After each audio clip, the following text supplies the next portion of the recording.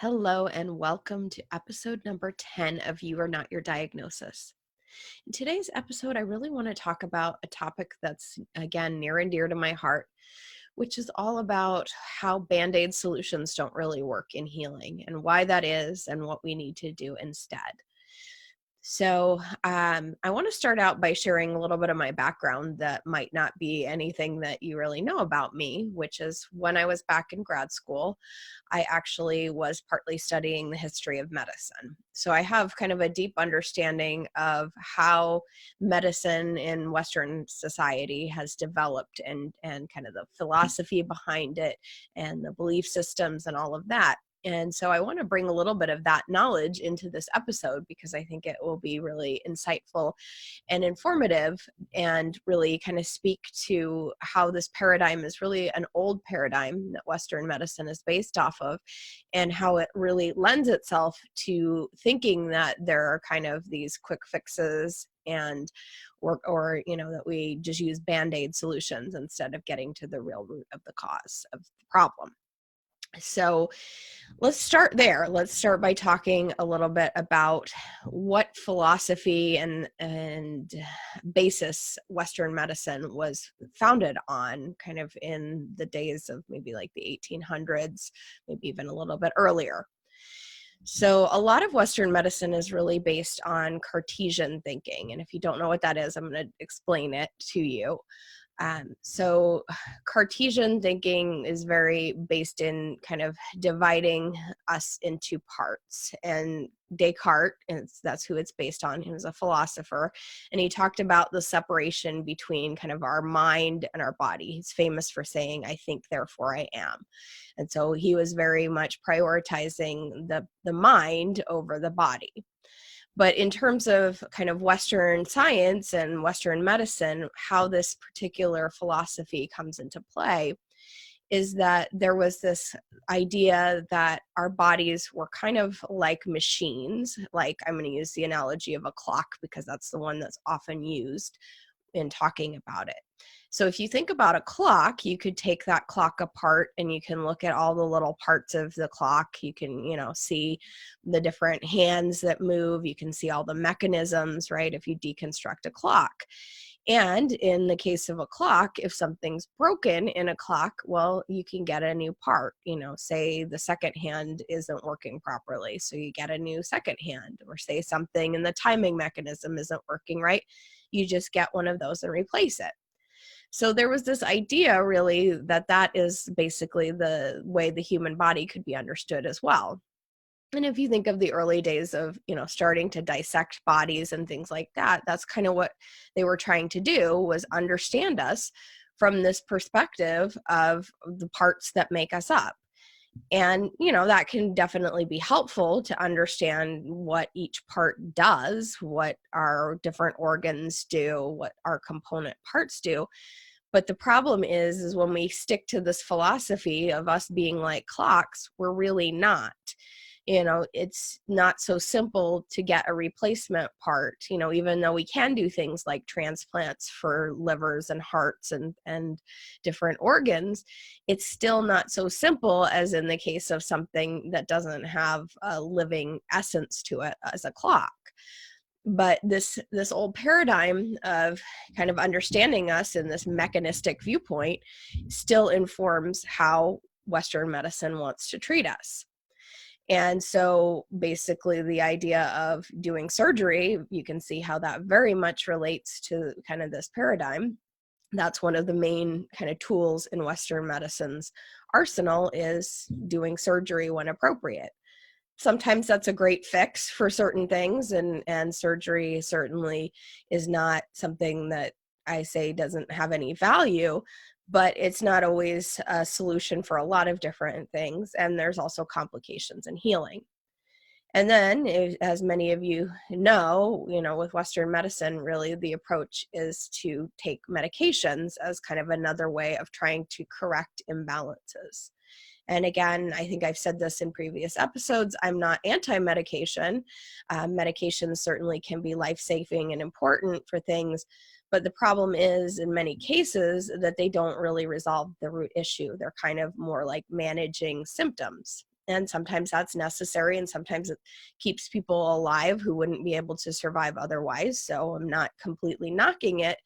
But if those are basically the only two ways that we're approaching things, is by, surgery when it's appropriate and needed, and taking medications, we're never really going to heal the root of the problem.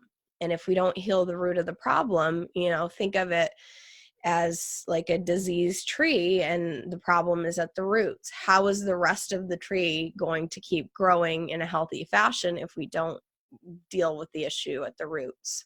Or kind of a different analogy, if we want to get rid of a weed, we don't just come along, and I think I may have said this in a different episode, we don't just come along and cut off the top of the weed and think the weed is going to go away. We have to get rid of the issue at the root. We have to pull it out and deal with it at the root. But unfortunately, because of this kind of viewpoint that, we're this mechanistic viewpoint, and Western medicine hasn't really developed any tools to get to things at the root, we're just walking around in kind of the land of symptom management and what I like to refer to as Band-Aids. And real healing isn't really possible if we're just coming from that place of kind of putting Band-Aids on things. Yes, Band-Aids are great if you have a little cut on your finger, you cover it up and it heals up, and then you don't need the Band-Aid anymore. But if you have a deeper issue, if you have a chronic health condition, just putting a Band-Aid on top of that and, saying, oh, okay, we slapped a Band-Aid on it, it's not going to ultimately heal the issue, resolve it, and get rid of it. So I want to talk more today about kind of the different mindsets we need to have and the different approaches to get out of this land of Band-Aid solutions for healing and get more into the land of real solutions for healing. So another issue really that comes into play here when we think about the Band-Aid approach and wanting fast solutions is that we're conditioned to want fast fixes. And so we are very used to thinking that we should be able to get results quickly. And we live in a society, this is just kind of a general societal thing in many Western cultures, where we think, things should just be resolved quickly, and we shouldn't take time to address something. We shouldn't take time to heal. We just need to deal with it really quickly and then move on. And this actually connects to something I was writing about today, which is kind of our focus on productivity and, how important getting things done is, and, your to-do list and all of those things. Well, if we're so busy with that as the priority and the idea that we need to, get our to-do list done and get all the things done, when something comes along and we don't feel well, we're not really inclined to take a pause and deal with it and look at it at deeper levels and address issues. We're more conditioned to just be like, oh, I just need to resolve this really quickly so that I can get back to all the things that I need to get done. And that's where the world of kind of over-the-counter medications can come into play, right? Because you have a headache and you're busy in your work day, and so you grab a Tylenol and you take that, and hopefully the headache will go away pretty quickly and you can get back to what you were doing. But as I said, I think in one of the episodes, maybe episode 3, where I talk about how our body is talking, when we keep doing that, we're ignoring the fact that there was a reason for that headache in the first place, that was intelligent communication from our body. And so, if we're just constantly suppressing that, and we keep getting headaches over and over, or it shifts into something else, then we start having stomach aches and, we keep suppressing that, we're missing out on the communication that our body wants to give us. So what if instead of wanting fast fixes, we realize that healing takes time and that health is really something we need to prioritize? So for me, I view health as one of the greatest things in life, one of the greatest treasures, and something that I'm willing to spend time on, money on, energy on, because without being healthy, as I know, and as you probably know if you're dealing with chronic illness or not feeling well, when you don't feel well, when you don't have health, it really drastically impacts your life. But this is kind of a mindset that we all need to examine and shift, is that, how much are you willing to make your health a priority? How much time are you willing to give yourself? So a little bit of a story of kind of me last week, and this isn't the case of a big major illness, but I wound up getting the cold that's been making the rounds here. And I typically don't tend to get really sick with colds. Usually I'll notice something coming, I'll take some remedies, I'll rest for a day or two, and it never fully develops. But this particular bug got me good.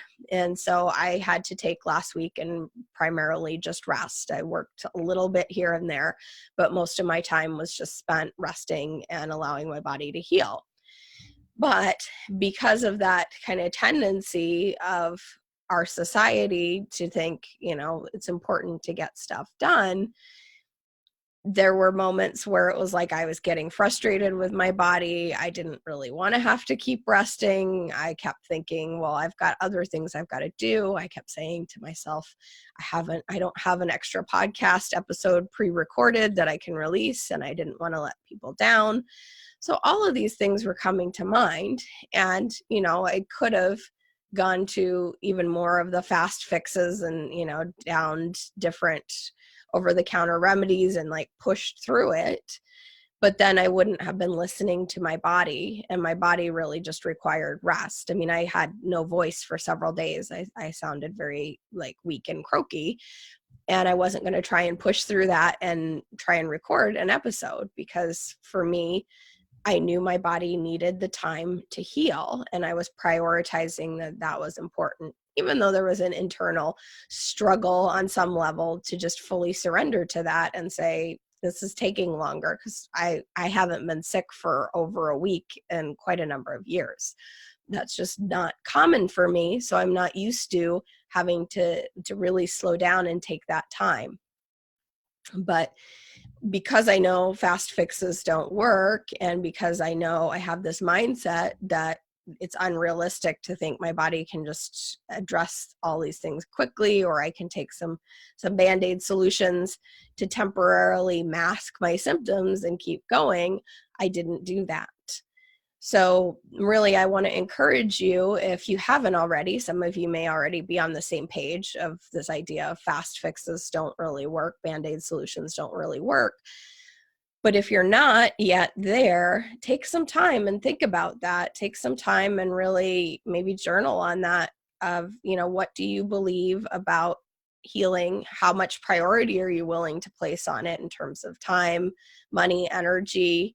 And are you willing to realize that you can't just have fast fixes, that they don't really exist? I keep thinking of the title of this book, which I think I read in one of the history of medicine classes, and that's No Silver Bullet, because they used to think that there was, a cure, I think, for one of the different sexually transmitted diseases. They were looking for something that was like a silver bullet that would just clear it and cure it, and there was no such thing as a silver bullet. And in many cases for our health, there is no silver bullet. We can't just instantly, take something and expect it to go away. It's going to take time. It's going to be a process, and we have to prioritize it. And we have to prioritize prevention before we get sick if we're not there already, because it's so much easier to resolve something when it's just developing or kind of in the pre-stages than when we get to that chronic place. But if you're in the chronic place, then healing from that, again, is going to take time. But I believe it's fully possible. I don't want to shift from that message that you can't heal from things that Western medicine is saying, this is just chronic, it's never going to go away, because I've seen it. I've seen people heal. I've seen people go off of medications. So let's see. I'm just looking at my notes real quick. Okay, so the other idea, and I think I alluded a little bit to this, is that without getting to the real root cause of something, we can't address it. So how do we start to do that? What are ways to start healing things at the root? Because it's much more effective to deal with like a weed at the root of it than it is to just pull off the tops and say, okay, well, like I got rid of the weed or cut it off at the ground line. It's still going to come back really fast, right? And if we still have those roots and those seeds down there that haven't been addressed. So one of the things is just realizing that that's important. Like there is a reason why this has happened. And from Western medicine perspective, there may be some focus on, where this might have come from. They may be asking questions about, did you have anyone in your family with this? Maybe trying to pinpoint something that was happening around that time. But that's usually about as far as it goes. And from my perspective, really, we have to get to that place where we're curious about what is the root of this? What is it, the deeper message, the deeper meaning? What was happening around the time that this developed for you? So that's a great thing to start to journal about, if you haven't already, is to explore what was happening in your life around the time that you first noticed these particular issues. Is there something that happened that was traumatic? Were you exposed to something at that time? What was happening in your life? Get really curious about it. And, as you explore that, you may start to notice some threads and some themes and some patterns that you might not have seen before because you've been so focused on kind of the problem itself, and rather than being curious about why did this develop in the first place. So to go back to my story as kind of an example, I got really sick at 25 because I wasn't listening. I wasn't listening to my own body telling me that I was completely miserable in the path that I had chosen to follow. So I was in graduate school, again, just in a nutshell, if you haven't listened to that first episode, I'm not going to go through the whole story, but I was in graduate school for 3 years. I was completely unhappy in that program, and I didn't listen to the feelings of anxiety, depression, starting to have headaches, panic attacks. None of those things really kind of got my attention enough that I was willing to say, I can't keep going. It took getting really, really sick for me to realize that I had to do something different. And so for me, understanding that and understanding that that was at the root, and that without addressing that and making some life changes, I certainly was going to stay sick for a very, very long time. And in fact, it was only really when I left that program about 2 years later.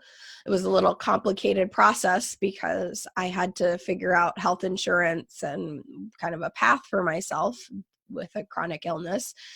But it was only at that point when I left that things could start to shift and heal, because that was part of the root of the issue. There were many other things that were part of it as well. But without addressing all of those issues and addressing the root, I would probably still be very, very sick. Who knows where I would be if I just kind of sat back and let those things be. So kind of one final paradigm shift that I want to talk about to go back, kind of to wrap up with that Cartesian thought of us, the old paradigm of us being like clocks where you can pull out parts and replace them, repair them, whatever. Really, we need to come back to a dynamic view of the body, because we're far more complicated than just a sum of mechanistic parts like a clock. There's just the interconnection of all of those parts, which isn't often taken into account by Western medicine. And in addition to that, there's different aspects of us too. There's our emotional well-being, our mental health, there's our energetic systems, our meridians, our chakras, we're complicated beings. And Western medicine doesn't really take that into account. And so you need to start to kind of see yourself as more than just a sum of parts like a clock. You need to realize that how you feel emotionally, how you feel mentally and psychologically is going to have an impact on you. It's going to have an impact on your health and well-being, and that has to be part of the picture. How your whole system is communicating with each other, because every part of the body has to be in communication with every other part, and they have to work together for us to be in health. If you're not paying attention to that, again, we're just in the land of Band-Aid solutions. So I hope this has laid some foundation and some new thoughts for you to think about. Am I relying on, fast fixes? Do I want them to exist? Do I just want to get over this really quickly rather than realizing it takes time to heal? A little bit tongue-tied there. Am I willing to see my body as more than just a sum of parts? Am I willing to look at the roots? And to look at the roots, sometimes you also need help. So relying on some other systems, like the work that I do with Body Talk. Acupuncture is another way of looking at those systems and those ways of our complex being and healing them, because those are more approaches that are going to get you the results that you want, rather than just kind of going to a doctor who's going to say, take a pill, and this is going to be the way it is forever. It doesn't have to be that way, but you have to be willing to get to the root of the issue. And that's going to take time. It's going to take an investment of energy and usually some money, unless you're really good at pinpointing it yourself. But all of those things can bring you back. They can bring you to a place of health and well-being. And that's ultimately what I really want for everyone. And I hope that this inspires you to see things a little bit differently. All right, my voice is getting a little bit tired. I'm still a little in recovery mode, so I'm going to listen and I'm going to wrap this episode up. And until next time, I'll see you in health.